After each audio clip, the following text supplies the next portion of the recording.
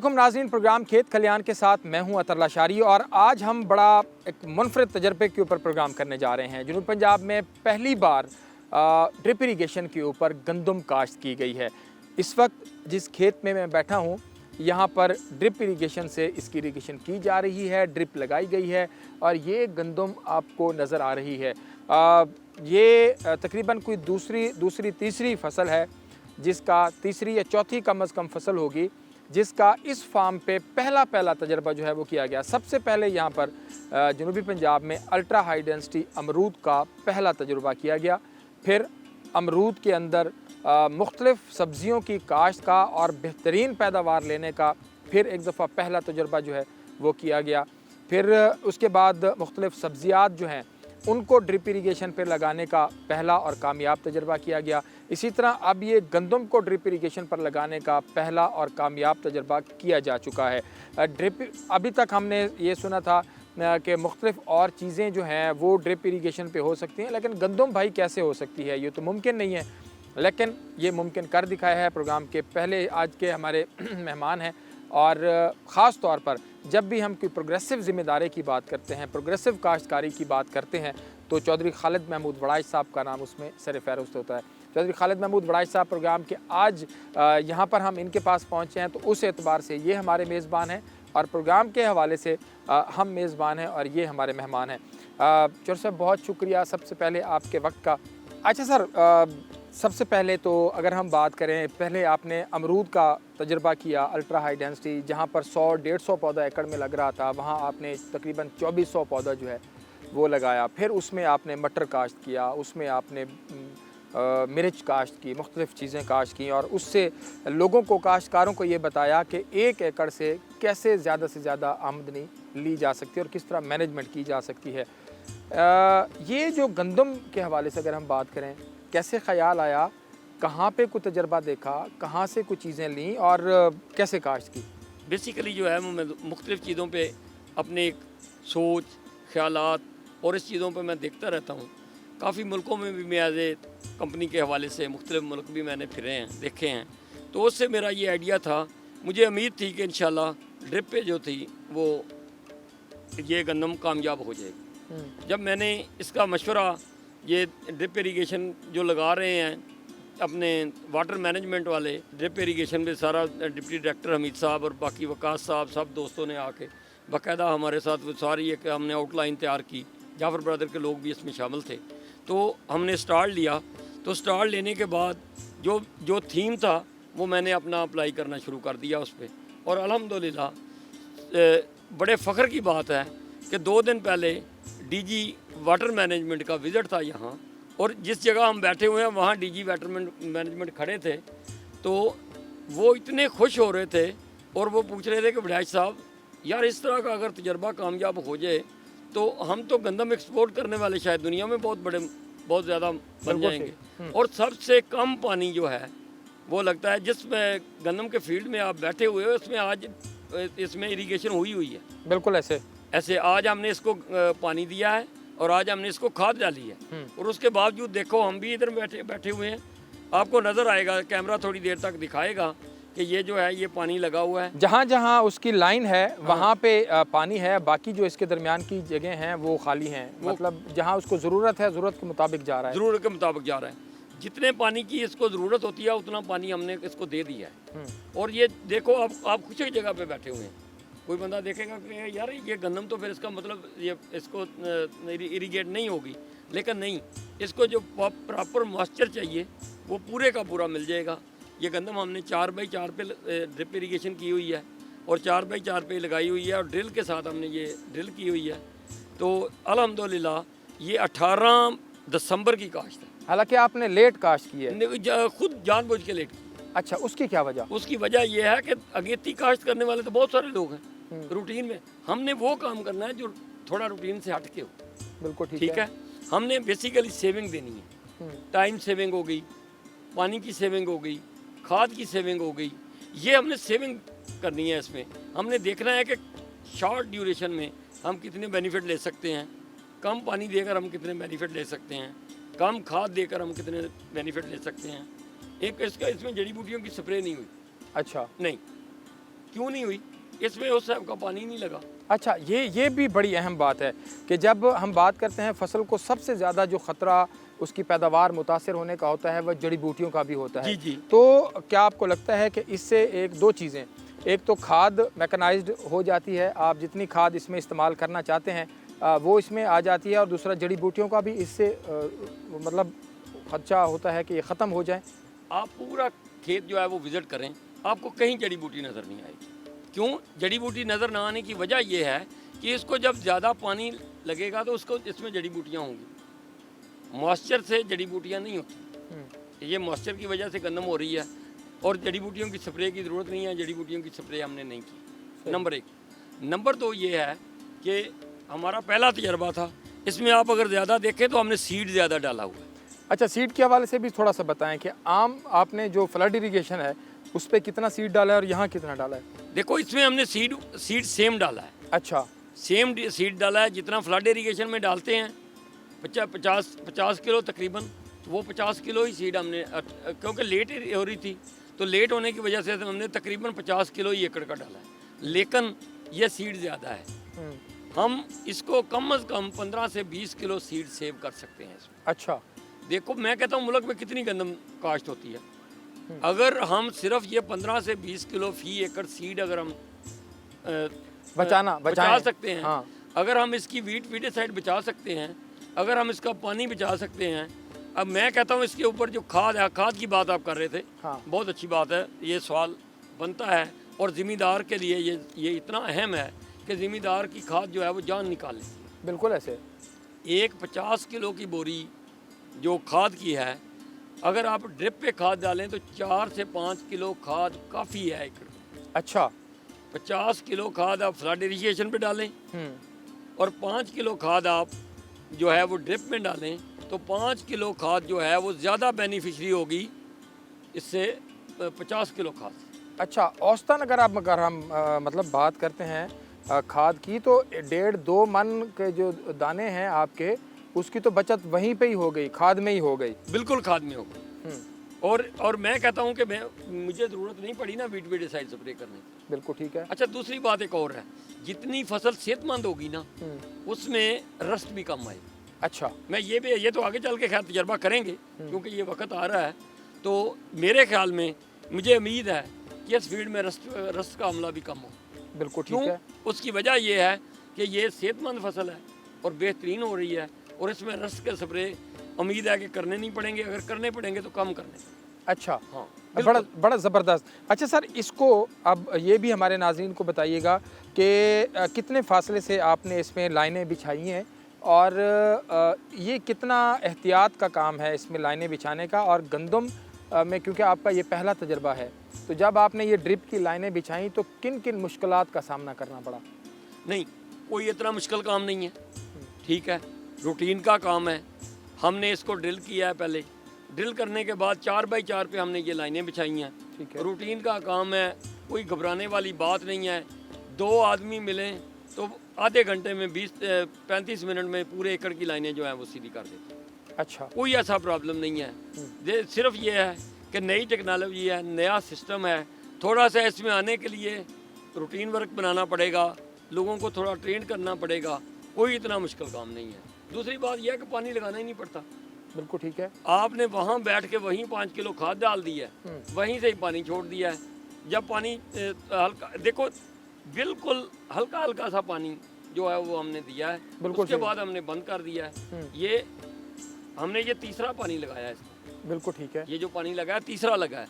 गंदम को अगर हम कहें कि जब हम फ्लड इरिगेशन पे जाते हैं जी, तो उसको जितना पानी 1 एकड़ को लगता है जी, उसके मुकाबले में जो ड्रिप का पानी है वो कितने फीसद कितने बच सकता है? देखो मैंने कैलकुलेट नहीं किया, लेकिन मेरे ख्याल के मुताबिक जो 1 एकड़ पानी फ्लड करते हैं ना, उससे 10 एकड़ जो है वो आप खराब कर सकते हैं, मेरा आइडिया है। बिल्कुल ठीक है। ये देखो ये पानी लगा हुआ है और ये मिट्टी देखो, ये मिट्टी देखो किस तरह है। आज ये 18 दिसंबर की काश्त की हुई है ये गंदम, और देखो ये किस तरह भरपूर बेहतरीन पड़ी। बिल्कुल सही। ठीक है, ये देखें जी, ये बड़ी अहम चीज़ है इसके हवाले से। अच्छा सर, आपने पीछे कोई सिस्टम पूरा बनाया हुआ है जी बिल्कुल ड्रिप बनाया। के लिए, और उसी में ही खाद जी वगैरह जी डाल रहे जी हैं? जी हमने पांड बनाया हुआ है। पांड में हम जो है वो नहर का पानी इकट्ठा करते हैं, अगर ज़रूरत हो तो उसमें टरबैन का भी डाल लेते हैं। वो खाद डालने के लिए पूरा सिस्टम बनाया हुआ है। पूरा सिस्टम बनाया हुआ है बाकायदा यहीं से? बाकायदा जो वाटर मैनेजमेंट के लोग हैं वो हमें आके ट्रेन करते हैं। हमारा बंदा उन्होंने लाहौर भेजा है ट्रेनिंग के लिए। बिल्कुल ऐसे जी, इसी के ऊपर बात करते हैं कि किस तरह की ट्रेनिंग, किस तरह की चीज़ों की ज़रूरत है। अगर आप ये और लगाना चाह रहे हैं तो इसके ऊपर अखराजात कितने हैं, इसी के ऊपर बात करेंगे। यहाँ पर वक्त छोटे से ब्रेक लेते हैं, हमारे साथ रहिएगा।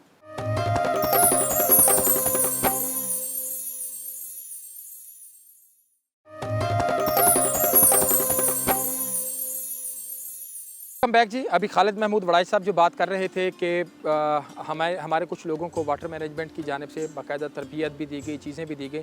अच्छा सर, ये बताइएगा सबसे पहले तो कि जब आपने इसको लगाया है तो कितना अखराजात जो है आपको इजाफी 1 एकड़ पे आए हैं, और क्या कहेंगे इसकी फिर पैदावार में भी आपको तवक्को है कि कुछ बेहतरी होएगी?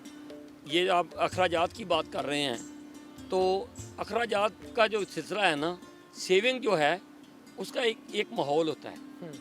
जब माहौल बनता है तो चीज़ें चल पड़ती हैं। अगर अखराजात ज़्यादा करने का माहौल बनता है तो ज़्यादा अखराजात हो रहे हैं।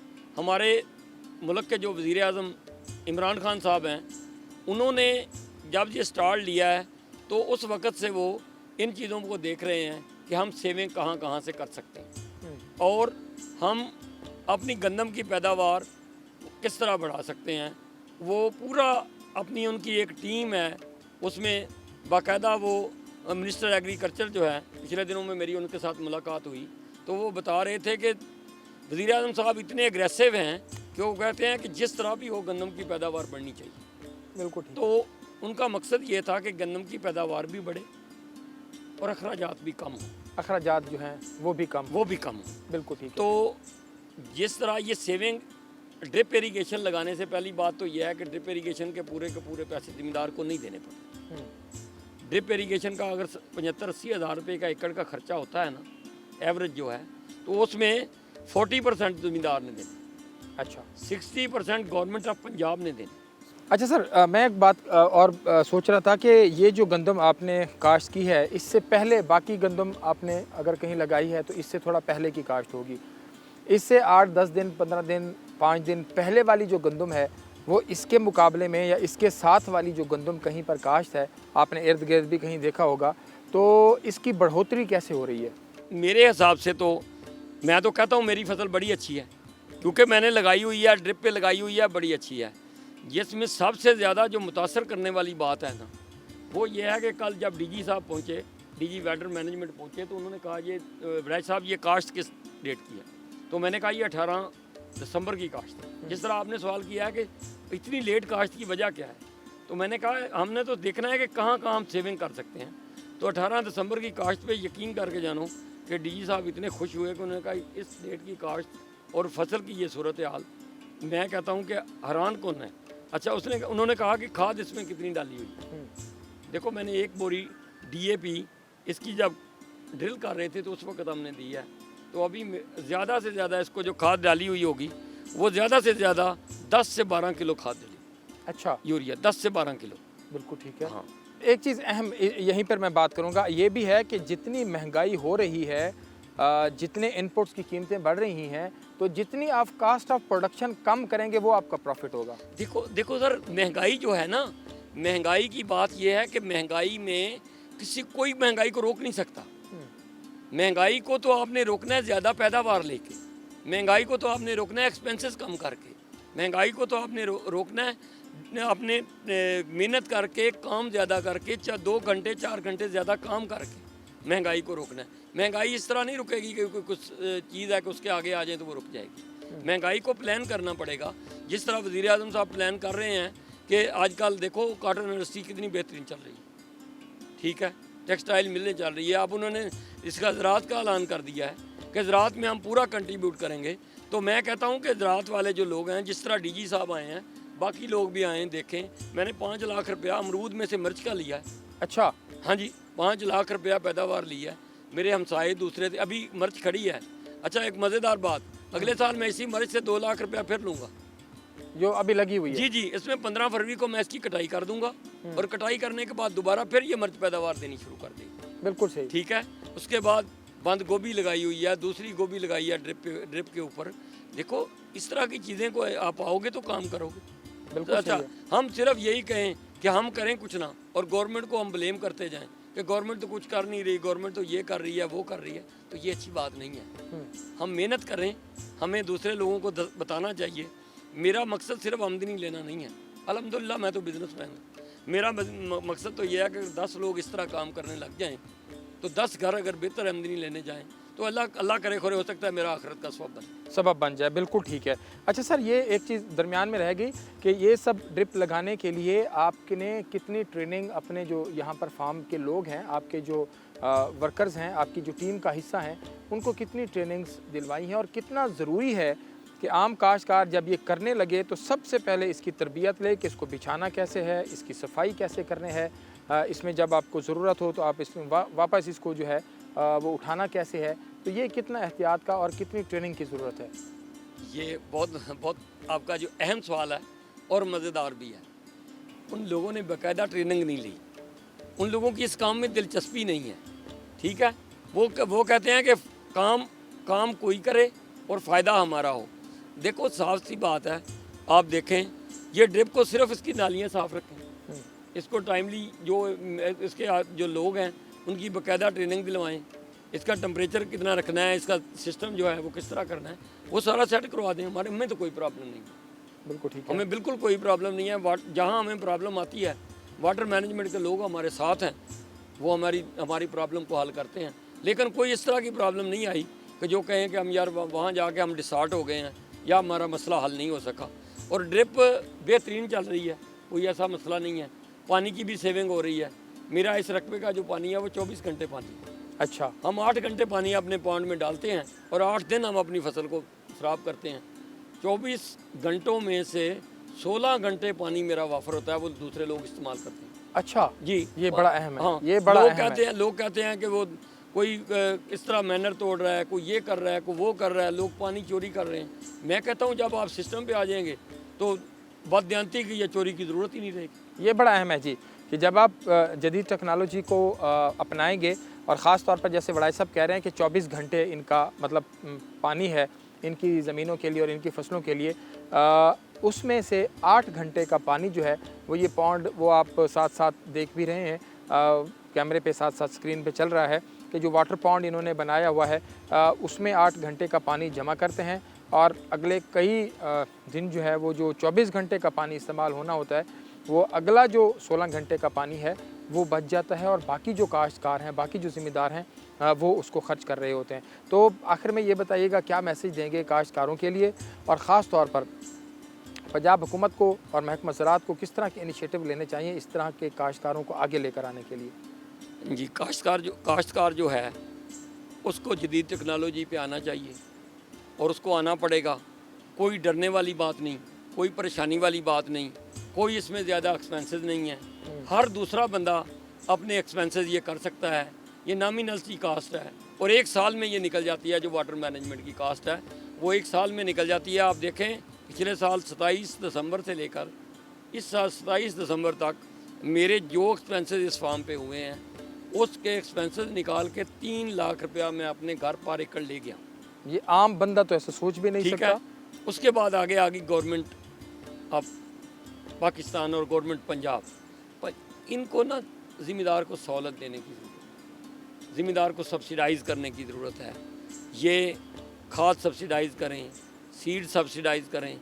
लेकिन एक बात मैं कहूँगा कि हम गवर्नमेंट को ज़ोर देते हैं सब्सिडाइज़ का, लेकिन अगर हम अपने प्लान को मैनेज कर लेते हैं तो 75% तो हम खुद अपने आप को सब्सिडाइज़ कर सकते हैं। सवाल आपने 3 सवाल किए हैं, एक फिक्रे में आपने 3 सवाल किए हैं। तीसरा ये है कि महकमा ज़राअत, देखो महकमा ज़राअत जो है वो ज़राअत रीढ़ की हड्डी है और उसके साथ महकमे वाले अटैच। बिल्कुल ऐसे। ठीक है, तो महकमा ज़राअत वाले लोग जो हैं वो बहुत काम कर रहे हैं। ये 2-3 सालों में बहुत काम किया है, लेकिन अभी भी इनको ज़िम्मेदार को ट्रेन करने की ज़रूरत है, नई टेक्नोलॉजी इनको बताने की ज़रूरत है, फार्मर मीटिंग्स होनी चाहिए।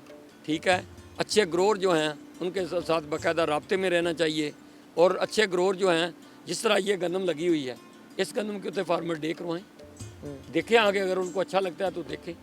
हमारा अमरूद लगा हुआ है उसको दिखाएं, मिर्च लगी हुई है दिखाएं, उसमें टमाटर मटर लगा हुआ है वो दिखाएं, सारी चीज़ें देखें।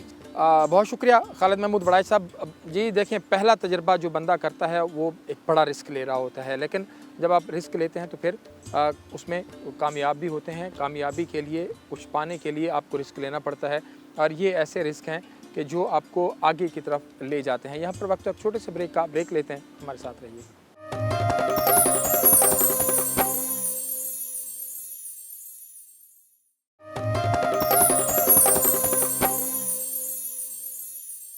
वेलकम बैक जी। अभी हम बात कर रहे थे खालिद महमूद वड़ाई साहब से, जो नया एक तजर्बा उन्होंने किया है ड्रिप इरिगेशन के ऊपर गंदम की काश्त का।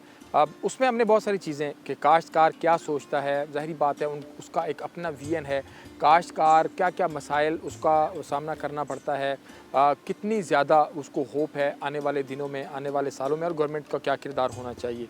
इसके ऊपर हमने डिटेल से बात की, उनका कितना इसके ऊपर एक्सपेंस हुआ, कैसे कैसे उन्होंने ड्रिप लगाई और इसको कैसे लेकर चल रहे हैं। अब ज़रा टेक्निकल चीज़ें जो वो हम आपको बताने जा रहे हैं कि वाटर मैनेजमेंट जो है वो क्या किरदार अदा कर रहा है। अगर आपने ड्रिप इरिगेशन लगानी है, स्प्रिंकल का जो है वो कंसेप्ट वो क्या है, इसके साथ सोलर जो है वो कैसे है, ये तमाम चीज़ें जो टेक्निकल चीज़ें हैं उसके ऊपर बात करेंगे। और प्रोग्राम के इस हिस्से में मेरे साथ मौजूद हैं मोहम्मद वकास अशरफ साहब, assistant director water management Bahawalpur. Waqas भाई, बहुत शुक्रिया आपके वक्त का। जब हम बात करते हैं ड्रिप इरिगेशन के हवाले से, उसके साथ ख़ास तौर पर सोलर का कंपोनेंट है उसके हवाले से, ये बताइएगा कि बहावलपुर की जब हम बात करते हैं, कितने इस वक्त एरिए पे आपका ड्रिप काम कर रहा है, कितना टारगेट है, कितना लोग इसको ले रहे हैं, और सबसे बेसिक चीज़, जिस फार्म में हम बैठे हैं ये पहला तजर्बा है, काश्तकार ने भी ज़ाहिरी बात है रिस्क लिया है, और आपने भी उसको मोटिवेट, वड़ाई साहब बता रहे थे कि डिपार्टमेंट ने बड़ा मोटिवेट किया है, और उसमें कितनी स्पॉन्सरशिप आपकी है और ओवरऑल कितना ख़र्च है 1 एकड़ पे, और उसको लगाना कैसे है, आप तक काश्तकार पहुँचे कैसे? फ़र्स्ट ऑफ़ ऑल तो मैं अपने बेसिक जो कंपोनेंट्स हैं उस पे बात करूँगा।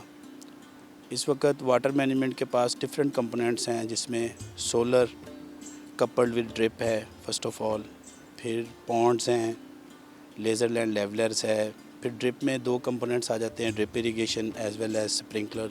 स्प्रिंकलर की फ़र्दर कैटेगरीज़ हैं, उसमें गवर्नमेंट ऑफ पंजाब ने डिफरेंट सब्सिडीज़ रखी हैं फॉर द फार्मर्स, क्योंकि ये डेफिनेट सी बात है कि थोड़ा सा महंगा प्रोजेक्ट है। इस हवाले से उसमें हमारी गवर्नमेंट ने इसमें सब्सिडाइज़ उनको किया हुआ है फार्मर्स को।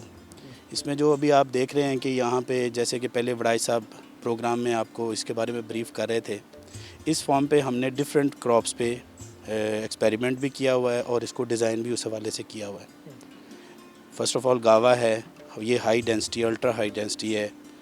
और जैसे कि ड्रिप इरिगेशन का पहले मैं मकसद समझाता हूँ कि this is more crop per drop, कि effective utilisation of water and fertiliser हम लोगों ने कैसे करना है। इसके लिए जो आपका फंडामेंटल है वो ये है कि आपने हर क्रॉप को उसकी डेल्टा ऑफ वाटर रिक्वायरमेंट उसके हिसाब से उसको इरिगेट करना है। इस लिहाज से आप फ़र्स्ट ऑफ़ ऑल हम फ्लडिंग पे बात करते हैं तो आप बेहतर समझते हैं कि ये कन्वेंशनल यूजेज हैं पानी को लगाने के, लेकिन with the passage of time जैसे जैसे ये टेक्नोलॉजीज़ आ रही हैं, जैसे कि अभी हम ड्रिप के एक फील्ड में बैठे हुए हैं जिसमें गंदम लगी हुई है, तो इसमें यह है कि हमने effective utilisation of water within that limit के वो पानी की रिक्वायरमेंट कितने इंचेस हैं, 1 एकड़ को कितने इंचेस की पानी की ज़रूरत है, वही हमने देना है। इसमें आपकी टाइम की बचत होगी, पानी की बचत होगी, फर्टिलाइज़र, अल्टीमेटली फर्टिलाइज़र, क्योंकि हर जो फसल है उसकी एक जड़ का डेप्थ होती है कि उसकी जो खुराक वाली, जिसके हम उसकी खुराक वाली जड़ें कहते हैं, उसने कहाँ तक पानी ले सकती है। जो उसकी पहुंच से नीचे पेनिट्रेट हो गया नीचे, वो पानी तो उसके यूजेस का नहीं है, ना वो फर्टिलाइज़र है जो कि with the passage of time सीप डाउन हो जाता है। तो drip irrigation is the only way कि हम उसको उसकी वाटर रिक्वायरमेंट के मुताबिक और जब ज़रूरत है और जिस जगह ज़रूरत है, बिल्कुल सही है, ये तो आप देख रहे हैं कि अल्ट्रा हाई डेंसिटी है। हम लोग आर्चर्ड पे काम कर रहे हैं, हम लोग सेंटर पिवट पे काम कर रहे हैं, हम लोग रेन गन पे काम कर रहे हैं, हम लोग ये जो मिनी स्प्रिंकलर्स हैं उस पे काम कर रहे हैं। तो इस सब के लिए गवर्नमेंट फार्मर को, क्योंकि डेफिनेट सी बात है, हम no doubt we are agriculture country, लेकिन हमारे जो फार्मर है उसको काफ़ी मसाइल का सामना है, इसलिए गवर्नमेंट ने इसके लिए सब्सिडी का मामला किया हुआ है। अच्छा, एक चीज़ वकास भाई, मैंने यहाँ पर देखा है, यहाँ पर वाटर पॉन्ड भी बना हुआ है, यहाँ पर ड्रिप भी लगी हुई है, यहाँ पर सोलर भी लगा हुआ है। अगर एक काश्तकार ये तीनों चीज़ें लगाना चाह रहा है तो क्या तीनों चीज़ों के लिए अलग-अलग से एप्लीकेशन मूव करेगा, या अगर वो ड्रिप लगाना चाह रहा है तो उसके साथ वाटर पॉन्ड और जो सोलर है वो भी उसमें शामिल होएगा? ये जितनी भी चीज़ें हैं, pond, solar, this is associated to high efficiency irrigation system. Drip system के साथ ये एसोसिएटेड चीज़ें हैं। डेफिनेट सी बात है कि हमारे पास डीजल की कॉस्ट काफ़ी ज़्यादा है, इलेक्ट्रिसिटी बाज़ जगह पे अवेलेबल नहीं होती, तो ये एक गवर्नमेंट का बड़ा अच्छा एक इनिशिएटिव है कि वो सोलर पे चले गए। इस सोलर से क्या होगा कि आपकी जो उसकी रनिंग कॉस्ट है वो ज़ीरो हो गई फ्रॉम द डे फर्स्ट। एक दफ़ा तो आपके पैसे लग गए। डेफिनेट सर, पैसे भी देखें ना, you are not paying the 100% from the farmer, उसको 100% पे नहीं कर रहा, उसमें गवर्नमेंट उसको सपोर्ट कर अगर रही है। 1 लाख का खर्चा है तो 60,000 आप दे रहे हैं? ड्रिप में 60,000, ठीक है, सोलर में 50,000, ठीक है। 1 लाख में, और उसमें भी 60,000 जो तालाब की उसमें करते हैं। बिल्कुल ठीक इसके अलावा जो हमारा एक अलहदा कंपोनेंट है वाटर कोर्सेज़ का, उसमें सिर्फ फार्मर जो लेबर कॉस्ट फार्मर पे कर रहा है, मटेरियल जितना भी उसके लिए यूटिलाइज हो रहा है जब वो गवर्नमेंट। ये 70-30 है या 80-20 है?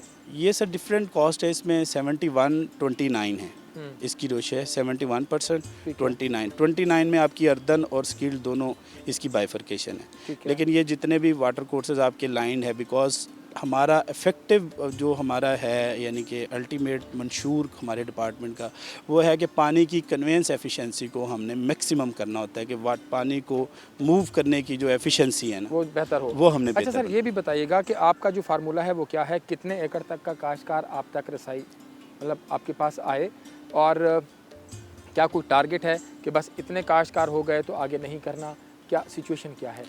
हमारा जो अल्टीमेट मकसद है वो है छोटे काश्तकार को ये टेक्नोलॉजी पहुंचानी।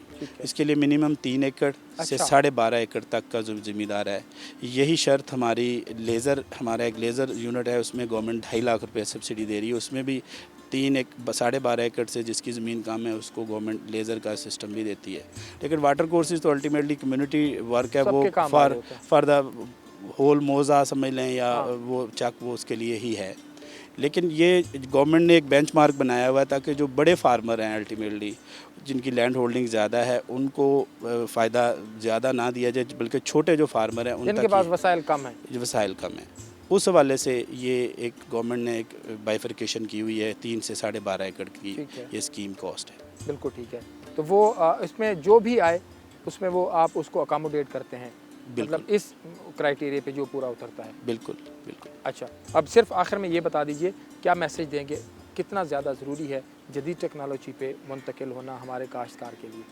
सर, जैसे कि आप बेहतर समझते हैं कि हमारा मुल्क जो है वो ज़रई मुल्क है, 70% पॉपुलेशन वो डिपेंडेंट ऑन एग्रीकल्चर है, तो हमें अल्टीमेटली हमें इस सिस्टम पे आना पड़ेगा और अपने जो रिसोर्सेज हैं, इनपुट कॉस्ट है, पानी की बचत है, वो डेफिनेट सी बात है कि ये सारी चीज़ें हमें मैनेज करनी पड़ेगी। हमारे फर्टिलाइज़र अभी जैसे कि आपने देखा कि यहाँ 1 एकड़ पे 12.5 kg अब तक फर्टिलाइज़र यूटिलाइज़ हुआ है, लेकिन पहले जो कन्वेंशनल हैं वहाँ पे जनाब वो एक बोरी आती है, वो पूरी उसके ऊपर आप लोग छटा करके तो सारे मामला चलाते हैं। लेकिन जो सबसे बेस्ट चीज़ है वो ये है कि आप अपना 1-2 एकड़ का फार्म बनाएं, उसके ज़रिए आप वहाँ से शुरू करें। टनल फार्मिंग है, ये ड्रिप इरिगेशन पे आप लोगों ने, ये अल्ट्रा हाई डेंसिटी पे हमें जाना पड़ेगा। हमारी लैंड होल्डिंग बहुत कम है। अब मेरा ख्याल है कि जितनी अब तक ज़मीन आगे शिफ्ट होती गई है, सब फार्मर्स के पास डे बाई डे काम हो रही है, तो अल्टीमेटली इस टेक्निक्स पे हमें जाना पड़ेगा। बहुत शुक्रिया जनाब वकास अशरफ साहब, आपकी ज़ाहिर बात है ये जो चीज़ें वकास अशरफ साहब बात कर रहे थे, assistant director water management Bahawalpur, तो काश्तकार को 3 एकड़ से लेकर 12.5 एकड़ तक का जो काश्तकार है उसको ये फ़ायदा उठाना चाहिए। पानी की बचत है, पैसे की बचत है, खाद की बचत है, वक्त की बचत है, पैदावार ज़्यादा है, ये तमाम चीज़ें इसमें हैं। और हमने इस पोर्शन में ये कहा बातें आप तक पहुँचाई कि किस तरह अप्लाई करना है और कितना आपको उसमें फ़ायदा हो सकता है। यहाँ पर वक्त एक छोटे से ब्रेक का, ब्रेक के बाद महकमा ज़राअत तोसी जो है ख़ास तौर पर उसका क्या काम है वो, और रस्ट के हवाले से जो एक सवाल उठ रहा है कि रस्ट आ गई नहीं आई, पीले पत्ते हो जाएं, कौन सा पीला पत्ता, किस किस्म का पीला पत्ता, तो उसके ऊपर चल के ज़रा बात करते हैं। ब्रेक लेते हैं, ब्रेक के बाद दोबारा हाजिर होंगे, हमारे साथ रहिएगा।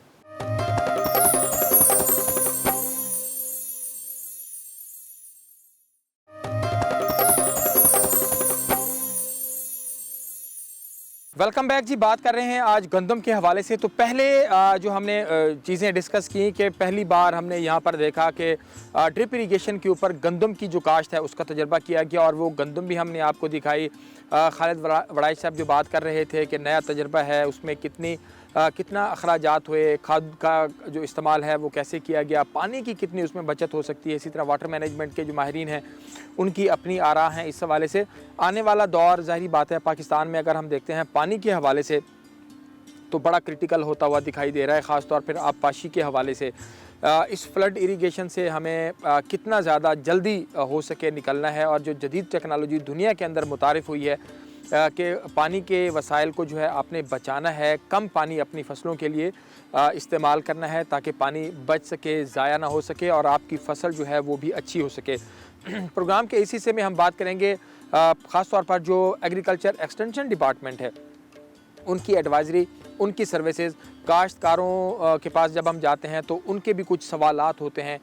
गंदम की काश्त की टेक्नोलॉजी भी, पैदावारी टेक्नोलॉजी, उसको बढ़ाना, उसकी मैनेजमेंट, और गंदम इस वक्त जिस स्टेज पे है उसके हवाले से बड़ा अहम है कि काश्तकारों तक ज़रा मुफीद चीज़ें जो हैं वो पहुँच सकें। प्रोग्राम के इस हिस्से में मेरे साथ मौजूद हैं डिप्टी डायरेक्टर एग्रीकल्चर एक्सटेंशन जनाब मोहम्मद शफीक साहब। सर बहुत शुक्रिया आपके वक्त का। अभी हमने बात की पहले प्रोग्राम्स के पहले हिस्से में कि जो वाटर मैनेजमेंट काम कर रहा है उसके ऊपर बात की, जो ड्रिप इरिगेशन पे गंदम काश्त है उसके हवाले से की। बहावलपुर में ओवरऑल इस दफ़ा गंदम की क्या सिचुएशन है सर? बहावलपुर डिस्ट्रिक्ट जो गंदम पैदा करने वाले बड़े बड़े अजला हैं उनमें बहावलपुर का शुमार होता है। बहावलपुर में इस दफ़ा 7,44,000 एकड़ पे गंदम काश्त की गई है। और अगर हम बात करें गंदम की फसल की हालत की तो अभी तक हमारी गंदम की फसल बेहतरीन हालत में है।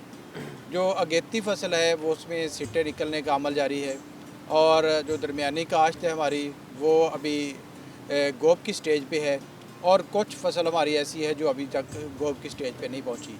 तो इस स्टेज पे जो महकमा ज़राअत हुकूमत पंजाब का ज़िम्मेदारों के लिए मैसेज है कि हमने अपनी फसल को सबसे पहले जो हमारी पछेती काश्त है उसमें से हमने जड़ी बूटियों को ख़त्म करना है।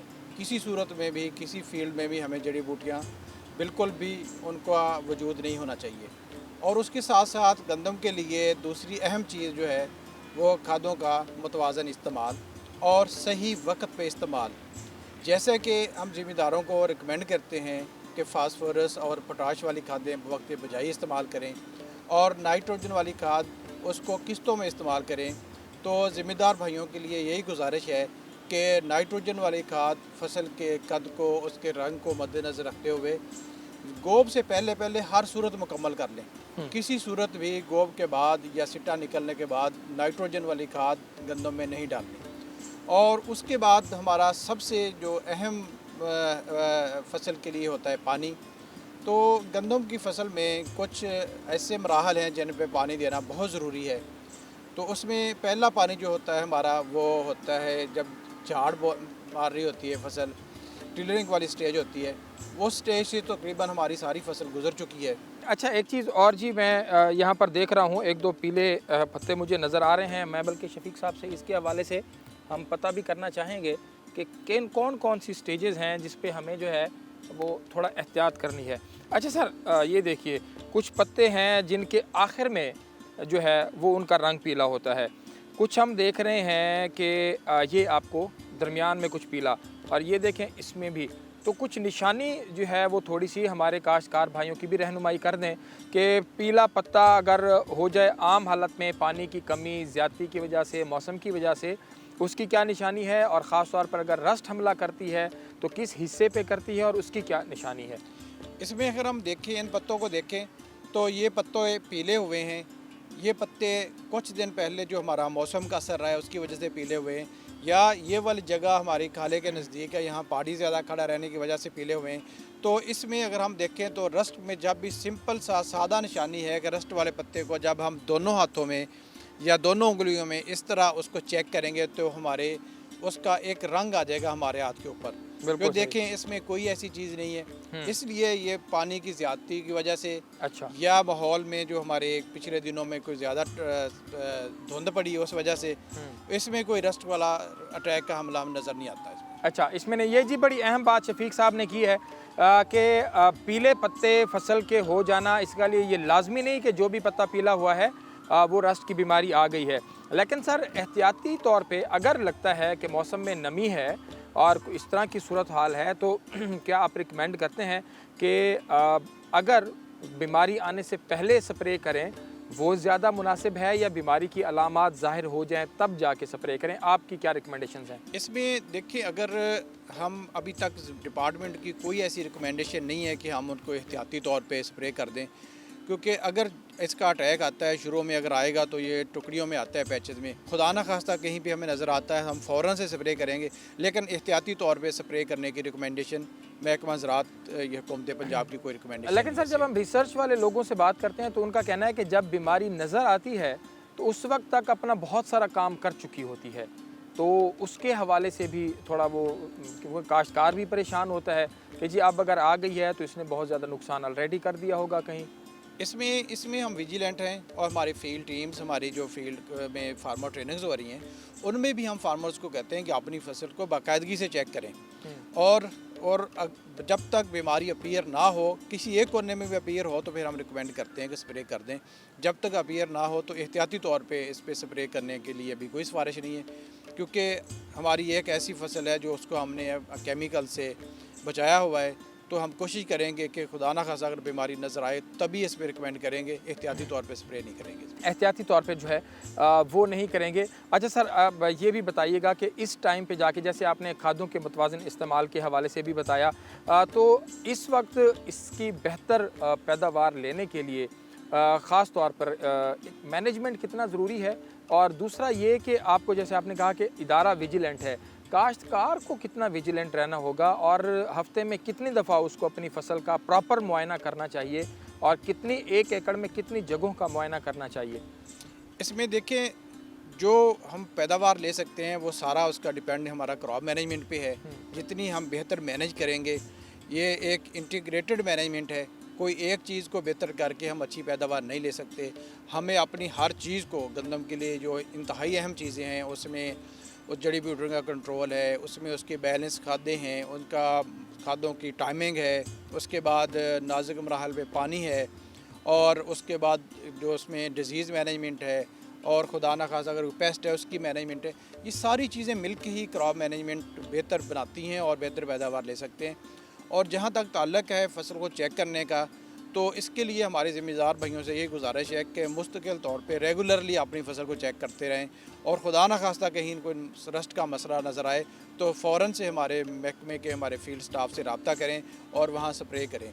तो इसके लिए गवर्नमेंट ने 150 रुपया फ़ी एकड़ सब्सिडी का भी ऐलान किया है फर्स्ट इसकी रस्ट के लिए जो फंजीसाइड्स हैं, और उसके साथ साथ गवर्नमेंट ने जो वीडिसाइड्स हैं उस पे 250 है, 150 है, मेरे ख्याल में 250 है वीडिसाइड्स के लिए, जो है वीड्स के लिए अच्छा, वो 250 के लिए, ठीक है, और रस्ट की जो हमारी फंजीसाइड है उसके लिए 150 रुपये पर एकड़। ठीक है। और इसके साथ साथ गवर्नमेंट ने इम्प्लीमेंट सब्सिडी देने के लिए भी एडवर्टाइज़ किया है। बहुत शुक्रिया सर आपके वक्त का।